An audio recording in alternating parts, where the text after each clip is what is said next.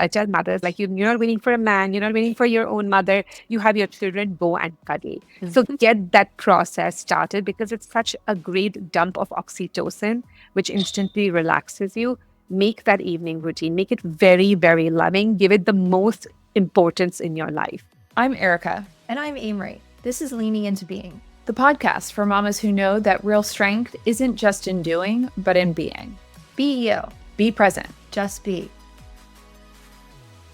Erica, this conversation is exactly what we need today.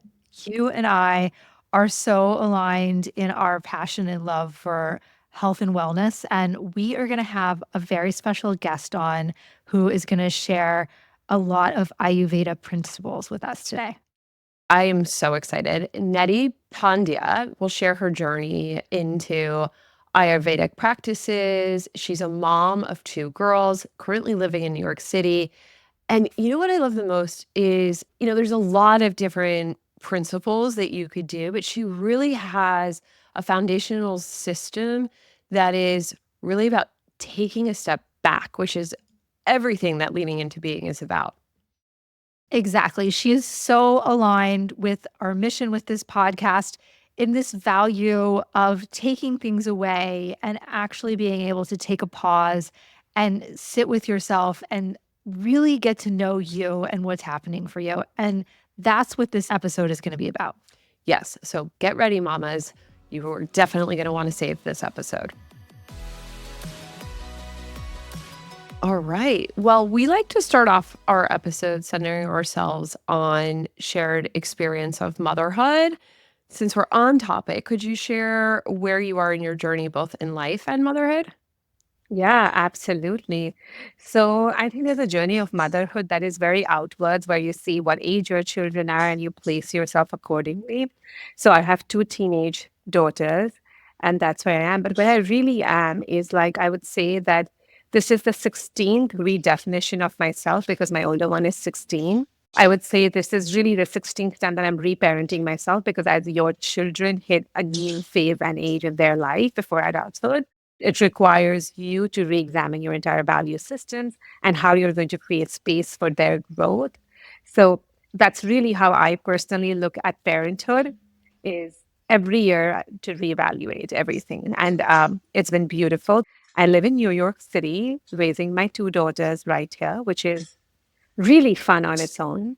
It can be challenging logistically and in terms of safety for people, but it actually is a great challenge because you really have to become mindful of the tools you give your children.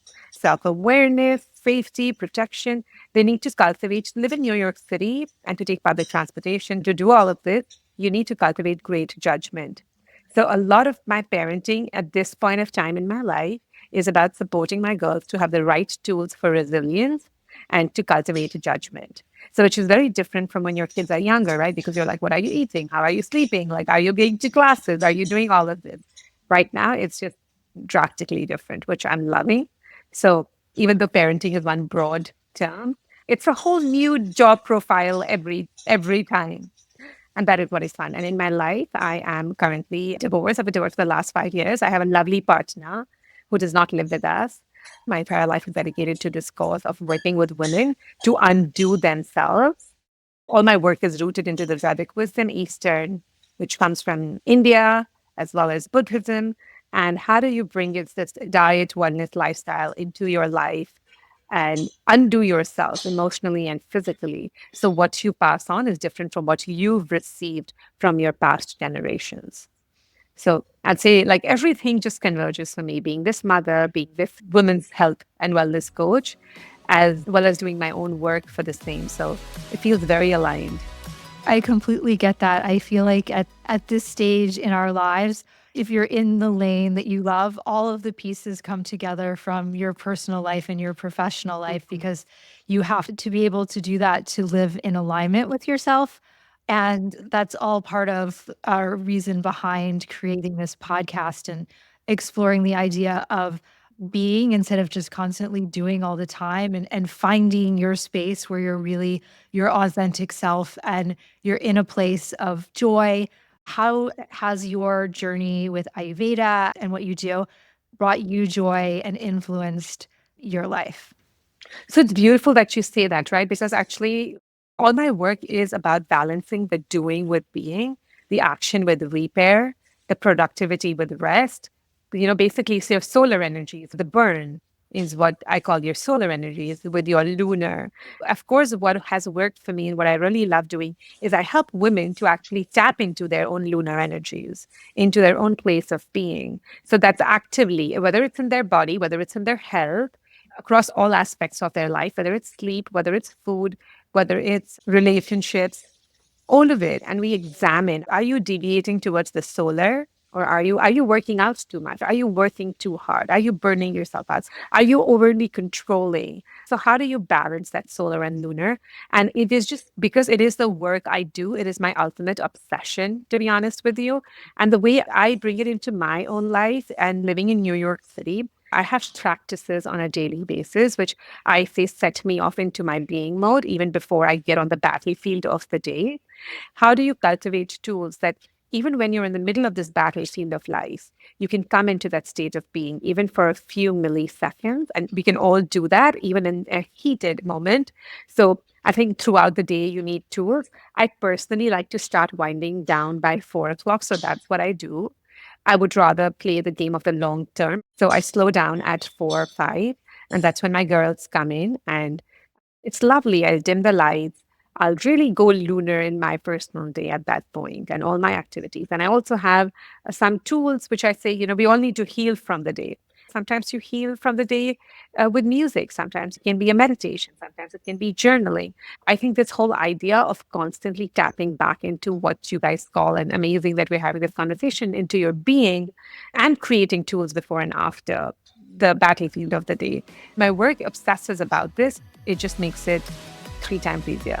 So, for those that are listening and are new to Ayurveda, could you explain exactly what it is? Share how you first connected with its principles, and maybe break it down into three or four steps for our listeners.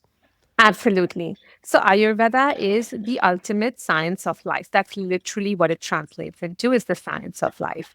So anything that has to do with life, Ayurveda covers it, whether it's diet, lifestyle, nutrition, medicine, fertility, stress, social behavior, all of it.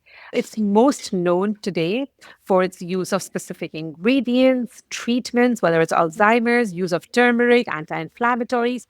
So Ayurveda has become famous for its concepts of using herbs as medicine, using food as medicine, as well as the idea of bio individuality, that each person can be unique in their own body constitution. If I have to sum it down in a few principles, I would say that Ayurveda is cyclical beings. Everything in the universe happens in cycles. There's a rotation of the earth, there's a revolution, there are seasons, women have monthly cycles. Everything is a rhythm. And when you go off rhythm, right, like think of it like an orchestra. Even if one beat is off, like music sounds like noise. And that is a fundamental cause for imbalance, unhappiness, dysfunction, disease today. So the whole idea of how do you live with this rhythm, micro rhythms and macro rhythms.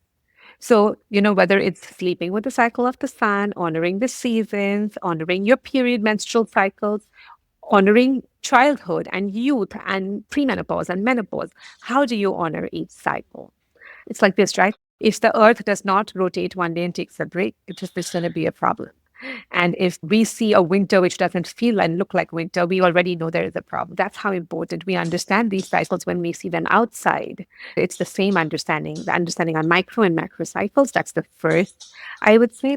The second, and which is a method that I've discovered and I teach, is called the inner climate method, that as human beings, we have a climate inside. Anytime we think about life, you think of a plant, you think of what climate is this plant going to grow in, right? Similarly, our body is host to trillions of microorganisms that allow us to thrive. The microbiome, everybody is discovering how important microbiome is.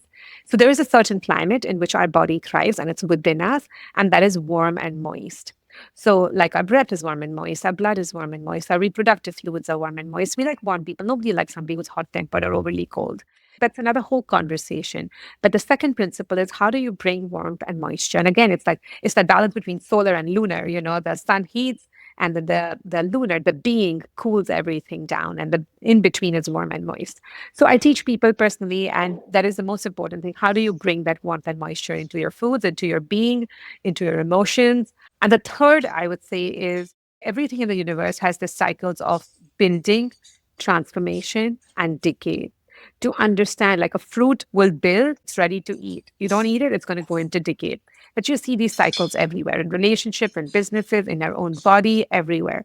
It's really useful to understand where things are in their life cycle because it allows you to interact with them accordingly, to change courses when possible, like relationships that are like, which have stopped building will stop transforming and they'll go into decline. And then you'll wonder why you don't have the college romance that you had, right? So you want to question that, or organizations that stop innovating. And you can see this in our bodies as well. As children, we are building. And in our youth, we are like transforming. And, it's really nice and hot and passionate. And then we begin the drying and the decaying. And how do you honor that as well? So even the third one kind of ties into the first one with cycles, but this is such a big aspect of it that I like to look at it independently. But these three principles can essentially be used to understand every disease, every condition, every dilemma, everything that's happening in the world. There are so many different themes in what you were saying that were coming to me, but a lot of these pieces feel like they would be so supportive for moms that are facing burnout and overwhelm and all of those things. How would you introduce them to Ayurveda's core principles and help them to focus on its ease?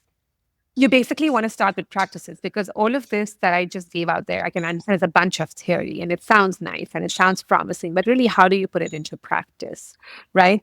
And I think the first thing for mothers that I say, so while I can talk about some tools and practices, but I would say is you want to organize your day as much, just even your day according to the cycle of the sun, which means, something as simple. Okay, you wake up when it's still like wet and soggy out there, that's when you get your warm exercise, like move your body a little bit early in the morning. But get this, one of the biggest things to do for your well-being is to eat a bigger lunch and a lighter dinner. It's the few practices that I want to talk about, and they really are super easy and they can help support you throughout the day. So I'd say the first practice is that when it's evening time, you want to start dimming lights and play classical music in your household. Even if it's your children, you'll see that their nerves, we do this for babies where we kind of have this bedtime routine and we forget about it as we start aging. So just dim lights, put candles, play music. Let it happen for you in your background because music actually will activate certain neurotransmitters that allow you to unwind. Same thing with light. Dimmed lights will activate your melatonin, which is going to allow you to feel. And then, like, evening is a time to cuddle. I tell mothers, like, you're not waiting for a man, you're not waiting for your own mother. You have your children go and cuddle. So get that process started because it's such a great dump of oxytocin, which instantly relaxes you. Make that evening routine, make it very, very loving, give it the most importance in your life. Also, by the time we come to the evening, you're like, oh, just go to sleep, right? So instead of that, how do you arrive at that place? And your kids could be 16 and 18, and you can still have that. Like my daughter is 16, and we still have a little bit of that unwinding routine. For us, we'll do a warm tea. This has been said enough, but I'll say it again. Stay away from your screen as much as you can. I think as mothers, we forget that time. In fact, that's such a great time for self-care.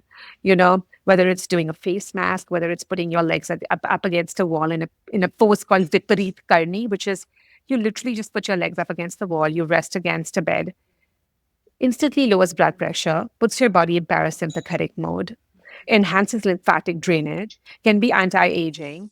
It's such a simple practice, and you basically have to do nothing.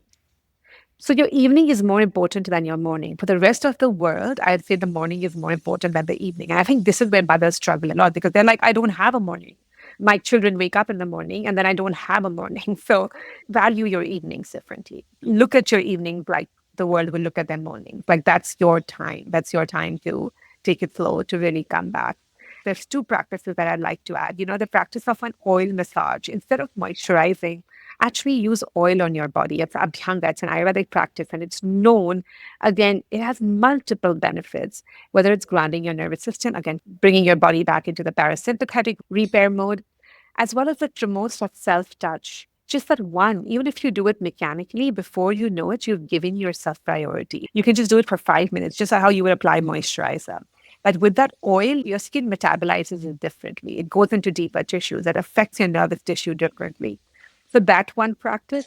And the other practice that I would say, which I personally do like 5 times a day, like it's prayer, is a longer exhalation.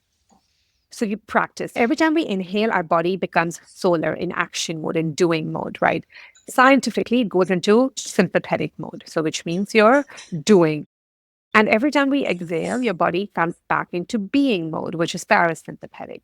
That's why on really, really busy days, when you finally find a moment, your body forces aside because the body's like, enough, like now let's just exhale. You've done enough of this short inhalation.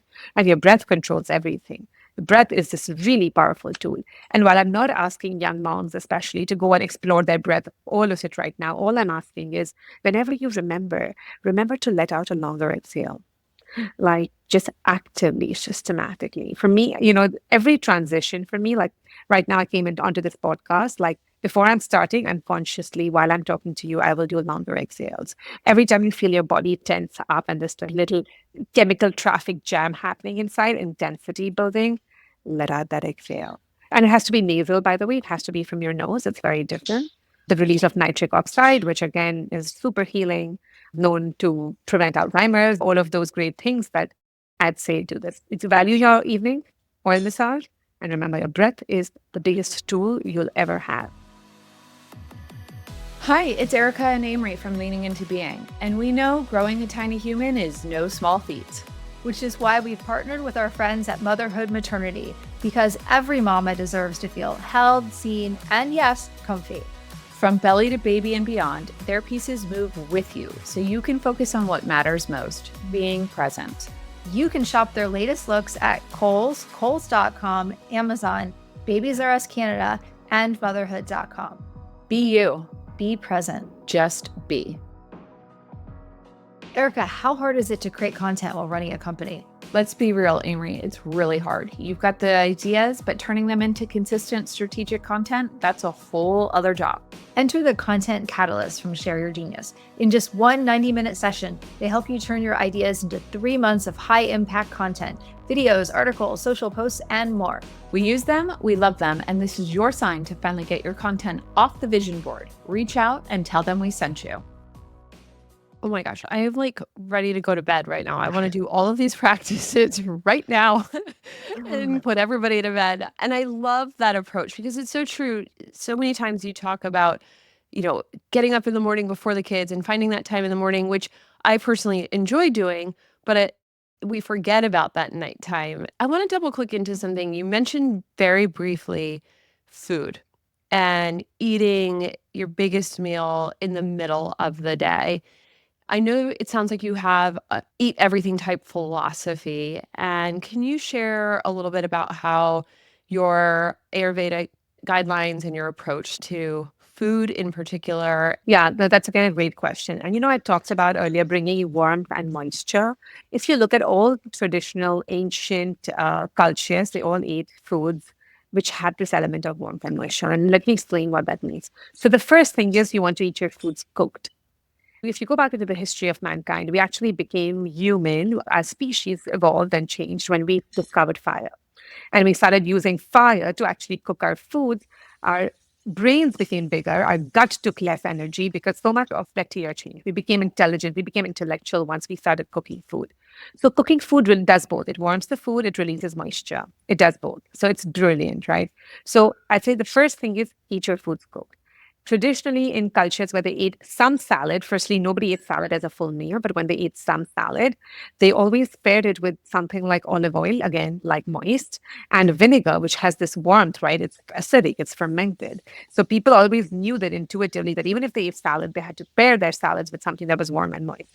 But ideally, eat cooked food with good fats as ghee and some unrefined oils, or anything that's extra virgin, like extra virgin olive oil, extra virgin sesame oil, and spices. Ayurveda is big in the use of spices. And it doesn't have to be Indian spices. You don't have to use turmeric. You can use cinnamon. You can use cloves. You can use anything that works for you, bay leaves, but use spices. So again, spices not only add the warmth, the spices actually help to activate the food and to break down the fats in the food. So much of the work that we think our digestive system has to do, no, it doesn't have to do it. You cook your foods, right? And that does some work. You add spices to your foods, and that's going to do some work. That's going to break down the fats. That's going to be the anti-inflammatory, which you would otherwise take in a capsule. So all of these spices, most of them are anti-inflammatories, antioxidants. You can choose to eat anything. I tell people you choose to eat anything. Of course, logically, you want to make sure that you're including some whole grains, you're including some lentils or another form of protein. You want to have plenty of vegetables. You want to keep it all fresh and you want to keep it all cooked. But you can actually take any cuisine that you like, plug in these principles to that cuisine. So you basically want to just make sure it's cooked, spiced, warm, and good fat. And of course, your lunch is heavier than your dinner. One big principle in Ayurveda is no cold foods at all. So once in a while, it's a summer day, we're all craving. We're all human, we all do that, that's fine. But otherwise, you want to stay away from that. And the reason for that is because we're essentially warm blooded mammals. But if you want to break something down, you're not going to refrigerate it. You're going to put it on the stove, right? You would have put it in the oven. So it needs warmth. Now, when you're going to constantly drink cold water and cold beverages and ice water, as we do here in the West, now your body has to constantly thermoregulate to adjust your body. Yes, it will thermoregulate. Yes, we will still remain warm blooded and it'll still remain warm. But extra energy is dispersed to now thermoregulate all that icy water. Plus, it shrinks the capillaries. It shrinks. We have minute channels in our system. And that cold water is going to shrink everything. And it's actually going to cause inflammation in the other membranes of the body. So, cold water, cold foods are a complete no. I'd still tell people you enjoy a cold, do it once in a while. Have fun. Do it in the summer. Do it in the daytime. Don't do it in the nighttime. Do it on a day you've exercised and your body's extra ready. You're extra nourished. I should say a third one as well. Don't not drinking excess water. So this obsession with water that we're blinded by is kind of leading to our peril pretty quickly. That doesn't mean you don't drink water. You, of course, drink water. My water always has a spice thrown into it, fennel, whatever I feel like it's thrown into it. But even if you drink plain water, drink water to thirst. But we need to understand that water gets absorbed only in the small intestine. Before that, it's going and making a little puddle in your stomach. It's trying to like dilute your gastric juices. The way water gets absorbed is once it passes from the stomach to the small intestine, it has to pass through the membranes through osmosis. And with these large amounts of water, it starts to plunge it downwards. And that's why you go to the restroom right away. If you look at traditional Chinese medicine, they kind of sit there like warm teas all day long, sip by sip by sip. You're never going to guzzle it down, just going to take a little bit sip. Also, when your foods are cooked and they're in semi-solid state, a lot of water absorption. We underestimate how much water you can absorb through your foods when they're in this kind of warm and moist state. That's food with salt. So the osmosis in the small intestine is much more effective. Water makes it to the other side. You actually do get hydrated really, really well. So that obsession with water, I mean, you wouldn't take a gallon of water and dunk it into your plant. If you did that, you would already know that there's going to be mold growing on that plant. Similarly, our body has that same exact type of hard time. It affects the microbiome in the gut to drink large amounts of water. So warm foods, cooked foods, heavier lunch, lighter dinner, no obsession with water, and using generous fats and avoiding cold beverages. You are speaking our language. Eric and I never drink anything that's cold. Even in the summer, I'm always asking for a warm tea, and I have to eat everything that is cooked. As you were speaking, I was like, yes, yes, yes. I was about ready to give us high five, Avery, because that is so us. High five, seriously. Yes, So amazing. Yeah. Nothing cold ever. It doesn't even matter if it's the hottest day. Yeah. And what's amazing is there's mild fermentation. There are drinks with mild fermentation, and you see that, right? So when it's really hot, you essentially feel queasy. Your appetite goes down if it's a really, really hot day. So at that time, right, like mildly fermented drinks. Today we overdo kombucha as well, but like mildly fermented drinks, slightly fermented. And what that does is that sour taste. If you think about anything sour, you begin to salivate. It activates your digestive enzymes.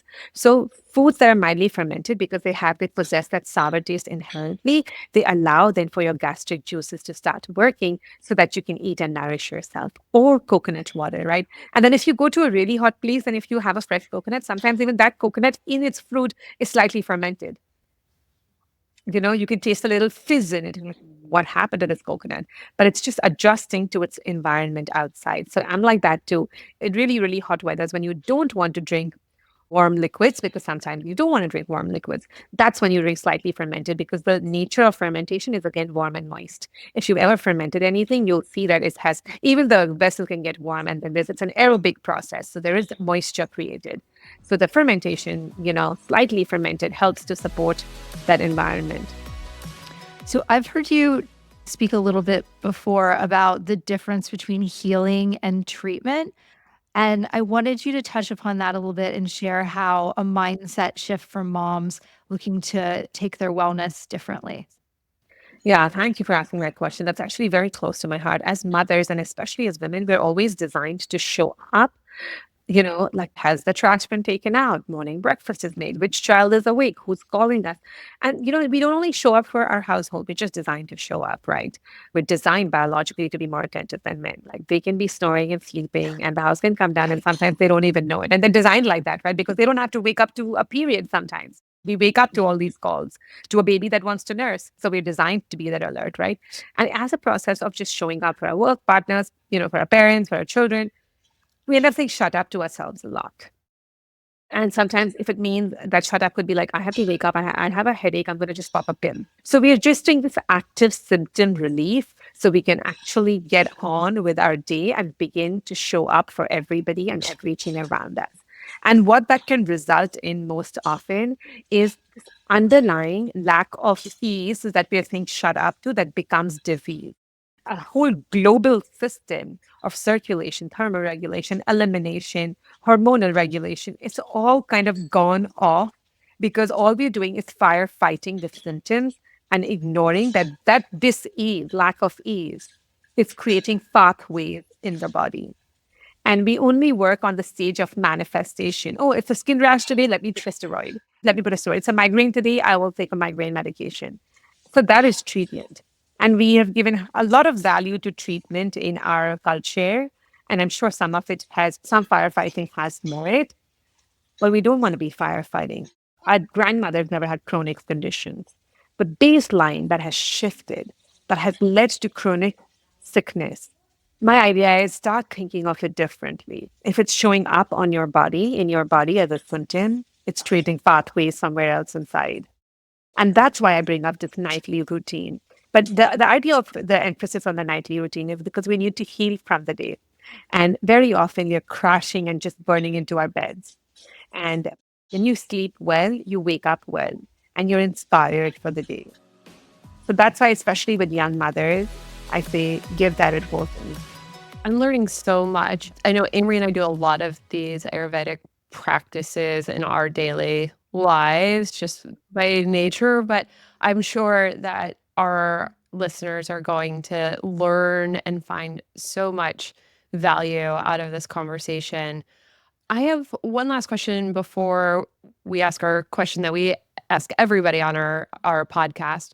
We've talked a lot about self-compassion and how that plays a role in your overall health and well-being, and a lot of these wellness practices that you can incorporate into your day. What in your mind would you want to leave with our listeners around how Ayurveda stands apart from other wellness trends that they might be experiencing or reading about today? I think what we spoke about earlier, right? Like while all the other wellness systems, most of them are more about what more can you do? You take a new supplement, you have a new exercise, you have a new routine. I think the entire system, the Vedic system, is about what can you undo? And sometimes just lack of doing leads to undoing. We need to undo disease and you just stop doing. So the biggest question you want to ask yourself, even as a mother, is what can you drop? I actively do this every single year with my children. For example, you're feeding a 3-year-old child with your spoon. The child eats on their own. So, what are you going to start undoing? And that is a real, at the base of it, Ayurveda is about balancing that doing with that being. And this is across the board in every single area of your life. You just tune back a little bit.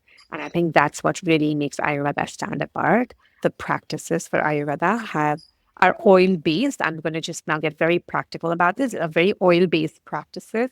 The word for oil in Sanskrit is sneha, which also means love. Whether it's oil in your nose, which I do every day, Nasya, whether it's foot massage, all of that, right? It's such a loving, again, oil is warm and moist. By the way, by its nature, it's warm, it's made of seeds, and it's moist. And I think that is wonderful. And it is so needed for this era, especially when we are living such lives in isolation, most of us, and smaller families. Bring touch to your life, and it does so much.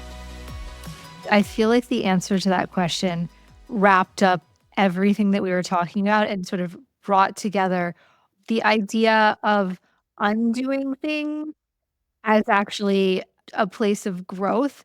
When you're saying how maybe you don't feed the baby with the spoon, instead of thinking about, okay, now it's time to get the baby to eat solid foods by themselves. Sometimes the taking away actually takes us farther. And I have so much appreciation for that. Thank you. Can I just say one thing? Like, I just want to say that when we pause is when we learn. And I always use this that Newton discovered gravity not when he was trying to figure out things in his laboratory. He was chilling under an apple tree. And when he was in pause, that's when he figured out, oh, this is gravity. Or Archimedes was like naked in his bathtub, relaxing in water when he discovered the Archimedes principle, whether things float or sink. So it's that moment when we're not doing anything and we become one with ourselves and we become present. That's really when discoveries happen. And women are attuned to making more connections than men. So take advantage of that skill and just be.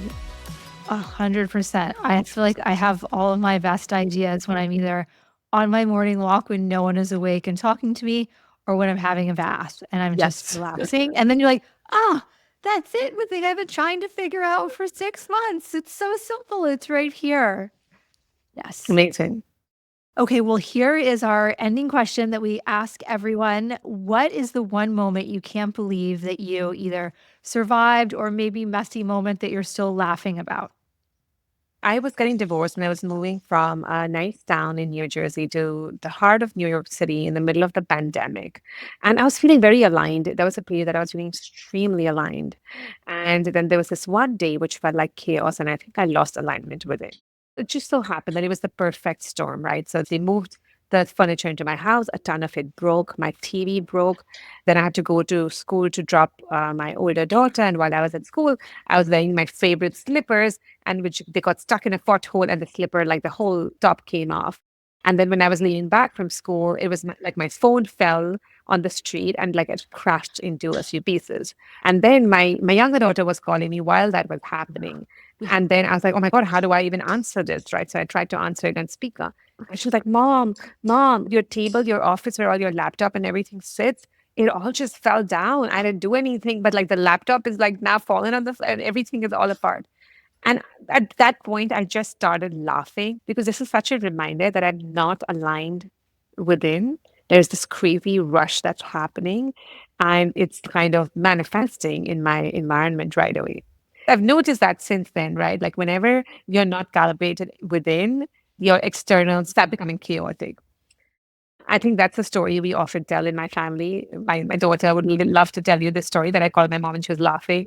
I think that's a moment that I survived, and I think that's a moment that I laughed as well. So it's both.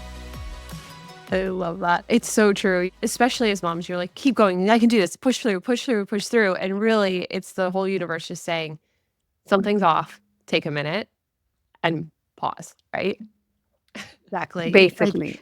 We should stop pushing forward and just take a breath and be like, okay, what is the universe trying to show Yeah. me? Maybe I don't need to be going that way. sometimes in the past I've tried too hard. Like, what do I need to learn? You know what? You don't even need to do that. I think when you're just ready to listen, like, just have the faith, like, okay, throw it at me whenever you want to. Like, I can think about it in my shower. I've become more the person, and like, I don't need to look for the answers. I just need to sit with the questions in my consciousness. And then I know the answers will absolutely present themselves. I think mothers, just like my message for everybody who's listening and who's a mother, is that it is such a joyful journey. And the only way it can become joyful is when you start undoing and being and doing less. And my older one is a junior in high school. She's going to be gone in a year and a half. Honestly, it's been a very thrilling journey with ups and downs. But for the most part, as I learned this way of being, it can be fun. You can live in New York City in the middle of chaos and still find peace. Would love that. Well, Nidhi, thank you so much for being on with us today. We just loved having this conversation with you and can't wait to continue this conversation in the future.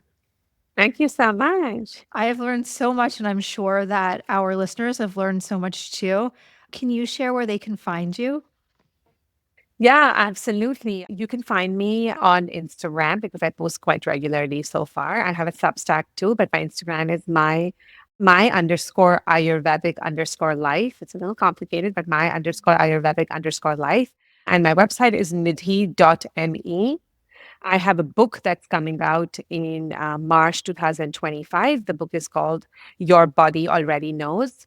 And it is really this way of like coming back into your own wisdom, but a very systematic. It has a 21-day plan to really start living that life, to design your life in a manner that feels like it has a balance of, that doing and being again.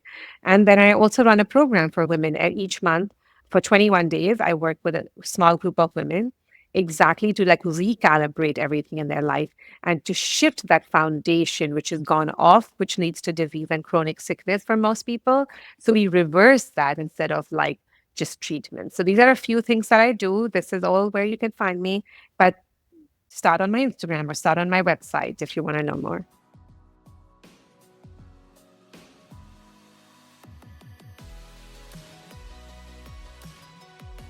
Mama, you are doing enough. You are enough. So take a breath, lean in, and just be. Be you. Be present. Just be.